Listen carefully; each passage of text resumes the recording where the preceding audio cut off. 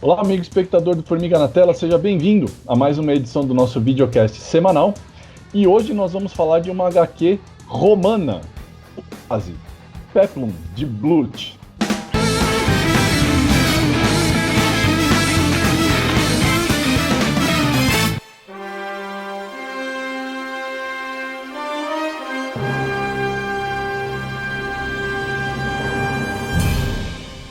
Bom, eu fiz a brincadeira, né? Chamei de HQ romana, mas na verdade se trata de uma obra francesa, lançada em 96 na Assuivre. A Assuivre, eu espero estar pronunciando corretamente, porque meu francês é uma bosta, mas a Assuivre é uma das grandes publicações de quadrinhos alternativos, independentes, autorais na França, durante muito tempo responsável por lançar um monte de artistas incríveis. E o Blut não é exceção, né? Inclusive, muito se cobrou durante muito tempo que alguns artistas do calibre dele e ele também fossem publicados aqui. E agora a Veneta trouxe esse volume de Peplum, que recebeu um prêmio de Angoulême e é vastamente celebrada e tudo mais. Bom, sobre a sinopse, para a gente começar direito, só para variar, a história é uma adaptação do Satyricon, do Petrônio, que conta a história de um sujeito chamado Encólpio, que toma para si o nome de um patrício romano chamado Publius Cimber. Só para constar, é Publius Cimber, tá? Mas Publius Cimbro em português. E passa a vagar em direção a Roma, carregando consigo a figura de uma mulher presa dentro do gelo. Isso dito, gente, assim, a obra ela é vagamente baseada no Satyricon do Petrônio, tá? Então, assim, uma contextualização histórica.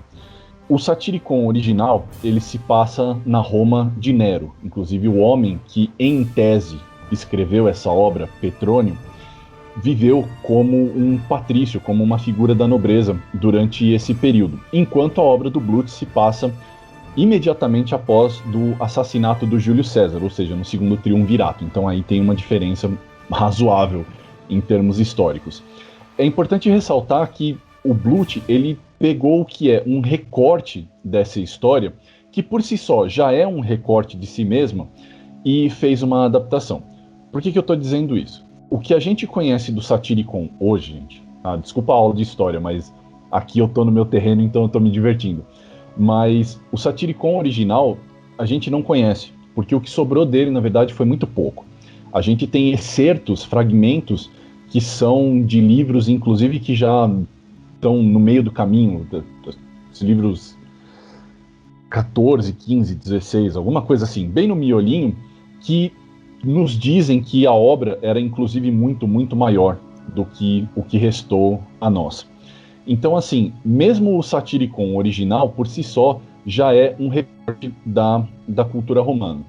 Mas, o que sobra de consistente dessa obra para nós e que vale a gente ler, inclusive, esse quadrinho, né, para não ficar na obra do Petrônio, que, inclusive, eu falei em tese era Petrônio, porque a gente tem informações tão vagas sobre a obra original que a gente nem sabe que Petrônio escreveu o Satyricon, porque existe mais de um nome chamado Petrônio envolvido na sua escrita. É algo bastante comum na antiguidade, né, gente? Mas isso à parte, o que resta do Satyricon, do Petrônio, no Satyricon do Blut, que nós chamamos, então, que ele batizou de Peplum?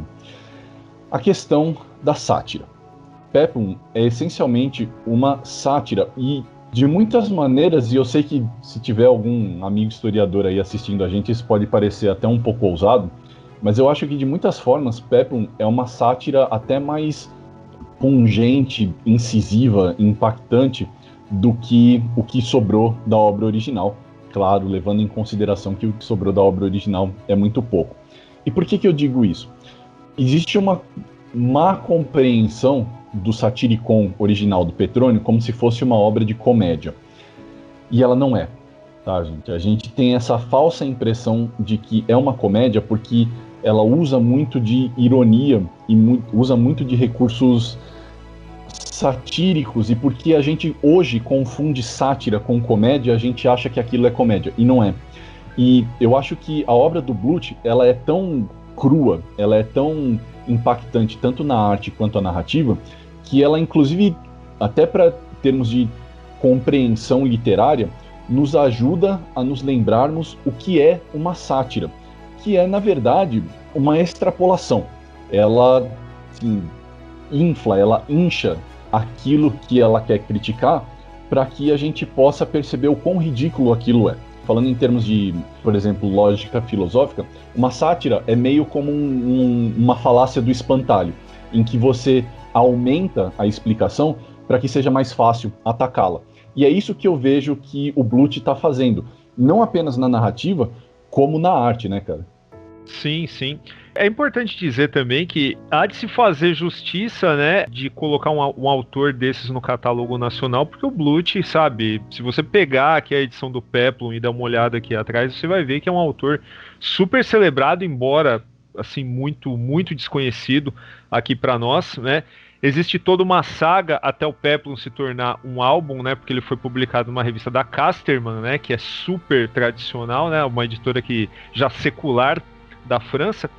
Curiosamente, saindo de forma fascicular na revista da Casterman, que me foge o nome agora, a mesma editora não quis transformar isso em álbum, né? O que, como consumidores brasileiros, a gente não sabe direito o que se passa na cabeça dos editores franceses para terem rejeitado isso.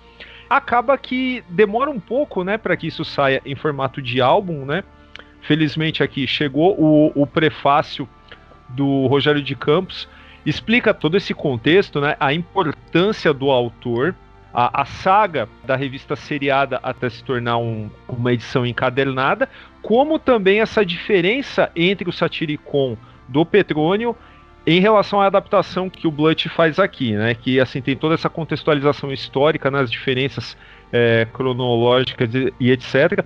Tal qual o Satyricon do Fellini, né, o Peplum é uma adaptação bastante livre, ninguém vai precisar ir atrás do texto original para ler e para se envolver com essa história. Agora, dito tudo isso, né, falando ainda nessa questão da sátira que você apontou, é muito difícil a gente encontrar reais intenções numa primeira leitura, né, porque Peplum é algo para você ler muito mais de uma vez. Eu acho que é uma história, cara, que me pegou por identificar que existe um conteúdo de identidade roubada, existe um conteúdo de paixão idealizada, assim, coisas que não importa em qual época você coloque, mas elas sempre parecem adequadas, né? Quando você vai investigar a natureza humana, não importa onde você coloca isso, ela sempre parece contundente e é muito interessante de ser trabalhada, né? Não por acaso, essa semana mesmo a gente estava falando de uma obra contemporânea que carrega exatamente isso, mas é muito diferente, que é Mad Men, né? A série Mad Men, ela tem muito a ver com o que o Bluth fez aqui. Não que eles, sabe, um tenha se inspirado no outro de alguma forma, mas o arquétipo tá lá, né? O tipo de história que está sendo contada é similar por isso. E é importante dizer, cara, que, assim, com todo o estranhamento que a história traz aí na hora que a gente pega, que a gente lê, a gente vai reler para tentar, sei lá, ter um insight diferente, porque ela é muito instigante. E quando eu falo instigante, é também por conta da sua arte, né? O Rafael já citou aí por cima, mas ela tem um jogo de chiaro escuro que é muito característico dela, né? O Bluth, ele é um cara que não faz desenhos bonitos, mas ao mesmo tempo ele faz desenhos atraentes. E ele consegue, na mesma cena, fazer esse mesmo jogo de chiaro escuro com dois personagens, mas com técnicas diferentes, né? Eu acredito que ele usou materiais diferentes também para fazer isso, como por exemplo nessa cena aqui, em que a gente vê que a mulher, ela tá com um pincel, mas parece que foi arte finalizada com um pincel seco, enquanto o nosso proclamado Públio Cimbro tá com um negócio mais assim, parece bico de pena achurado e etc. Tudo isso compõe aí um panorama que é super atraente. Mas não é só isso, né? A gente vai encontrar aí algumas influências de quadrinistas que normalmente são mais associados às suas influências no mercado americano, como o próprio Will Eisner, né? A gente tem a ausência de requadro, a gente tem o traço que é solto no pincel. Em alguns momentos lembra até Laerte, na fase atual. Algumas figuras eu acho que elas parecem muito. Só que tudo com muito movimento, né, cara? Eu acho as sequências, elas são caindo no clichê mesmo porque merece, porque elas são cinematográficas, né? A gente pode discorrer sobre 1000 interpretações sobre o que a gente vê aqui em Peplum, né? Mas, assim, a gente tem que dar o benefício pro leitor pra gente não estragar essa experiência, cara, porque é realmente um HQ muito, muito interessante. Primeiro eu vou comentar essa questão que você falou da arte cinematográfica, que eu acho que não é à toa, né, cara? Eu acho que existem sim elementos gráficos muito claros de que o Bluth ele tem uma influência cinematográfica muito forte, inclusive a partir do próprio título, Peplum, né, que é um gênero daquele típico épico romano que era feito ali nos anos 60 e 70, mas também, de novo, no sentido da coisa da sátira. É curioso porque a gente associa, você falou lá atrás, né, da coisa do Satiricon do Fellini, mas eu acho que em termos de exposição e tom cínico e tragédia, ele me lembra muito uma ideia do Pasolini, nesse tipo de reconstrução histórica, principalmente quando a gente fala de uma livre adaptação baseada no conceito. E eu acho que isso tem tudo a ver, cara, porque essa adaptação que ele faz, colocando no período da Roma de Júlio César, ela tem a ver muito com o tipo de sátira que ele queria explicitar usando o conceito de Petrônio. Porque Satiricon é exatamente sobre isso, cara. A obra original, ela se passa muito durante o banquete do Trimalchio. Muito se fala ali sobre a questão da decadência, sobre a questão do completo descolamento de uma elite burguesa em relação ao resto do mundo e tudo mais, enquanto a obra do Bluth, ela deixa um pouco de lado esse tipo de crítica que era tão típica a uma condição como era Roma já estabelecida no período de Nero, e centra nesse período de transição após a morte do Júlio César, que foi um período de convulsão social muito grande, e ele faz esse trabalho de cinismo pegando o Império Romano, que ainda não era o Império Romano, né, a transição da República para o Império, que era esse período em que Roma já era grande, mas ele mostra todo esse lado decadente, sujo. Inclusive por isso ele escolhe muito esse tipo de traço que você descreveu muito bem, que você mostrou aí pro pessoal, para representar isso, porque existe esse contraste na narrativa, nessas dúvidas que emanam do Públio, porque ele é um cara preso entre uma concepção do Apolíneo, que é a figura da mulher dentro do gelo, pela qual ele se apaixona, mas que é uma figura inalcançável, e toda a desgraça que se segue da vida dele para ele conseguir manter esse amor ideal. Inclusive lidando com coisas que são tão grotescas, que é um tema inclusive recorrente nos estudos, por exemplo, sobre o Satiricon do Petrônio, essa questão da explicitação do grotesco. Ele vive muito do grotesco, inclusive no sentido de, por exemplo, ser um homem impotente, que é um tema recorrente durante o volume, né? Essa questão de ele ser tão ferozmente apaixonado por essa figura inalcançável e não conseguir se relacionar com figuras que são concretas, figuras que são reais. Aquele rapaz que é uma representação do Guitão, do Satiricon original, a moça que é tida como a mulher mais bela, mas com quem ele não consegue transar porque ele percebe que é impotente e tudo mais.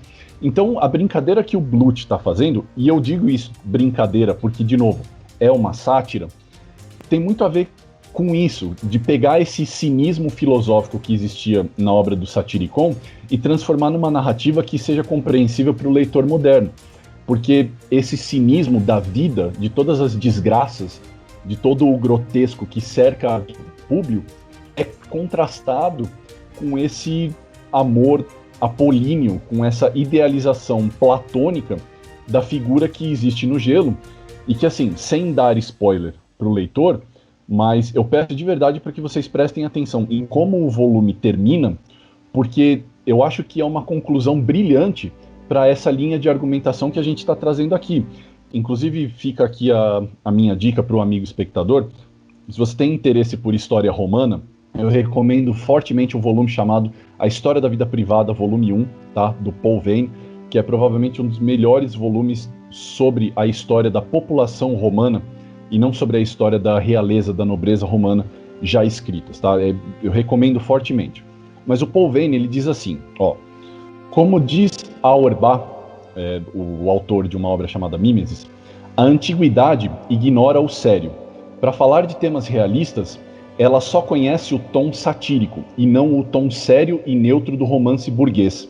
Ela só pode falar de temas grosseiros zombando deles. O que atraiu o escritor Petrônio foram os libertos na relação que mantinham com o grupo social ao qual pertenciam ele mesmo e seus leitores escolhidos. Foi esta sua psicologia particular um prato cheio para um caricaturista. E eu achei essa descrição incrível porque ela termina desse jeito, um prato cheio para um caricaturista. Paul Veyne nunca conheceu Bluth, tá? Se conheceu, eu não sei, provavelmente nunca se interessou porque são histórias em quadrinhos.